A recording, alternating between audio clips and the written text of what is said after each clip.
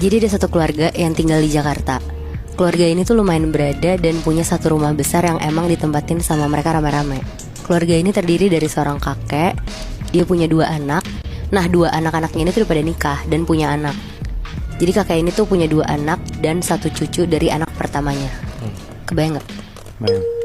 Sehari-hari mereka semua tuh hidup rukun banget. Sering juga ngadain acara di rumahnya, ngundang keluarga-keluarga besarnya juga buat datang. Pokoknya tipe-tipe rumah yang selalu open house kalau ada acara besar gitu, Moy Bi. Berarti ini satu rumah keluarganya ada banyak dong? Iya bener, Moy. Hmm. Si kakek kita panggil kakek aja ya.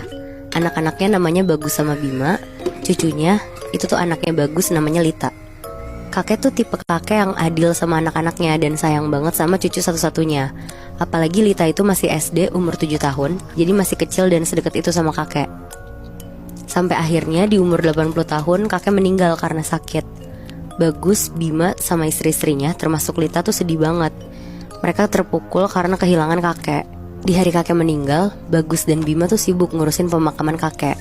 Sedangkan istri-istri mereka tuh sibuk ngurusin rumah kakek, karena jenazah kakek kan akan ada di rumah dulu sampai zuhur baru dimakamin. Lita cuma bisa nangis-nangis di samping jenazah kakek. Keluarga sama rekan-rekan terdekat kakek juga udah mulai pada datang nih ke rumah kakek buat ngelayat. Akhirnya sekitar jam 12, jenazah kakek dibawa pakai ambulans menuju pemakaman.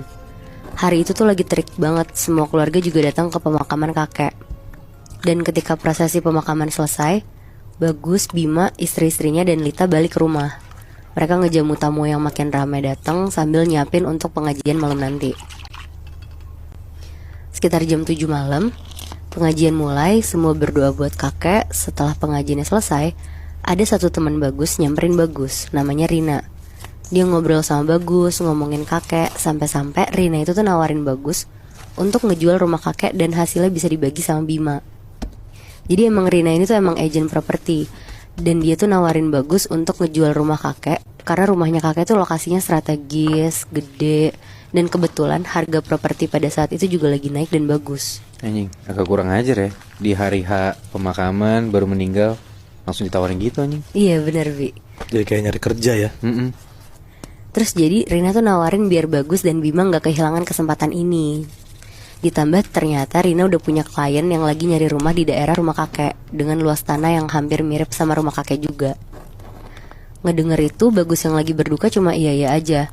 Tapi 2 minggu berlalu, Bagus tuh kepikiran sama omongan Rina tentang rumah kakek. Dia mikir lagi pula rumah ini juga terlalu gede buat mereka semua. Dan kalau dijual juga lumayan bagus. Terus Bima juga bisa beli rumah kecil dan sisanya buat jadi tabungan mereka kan.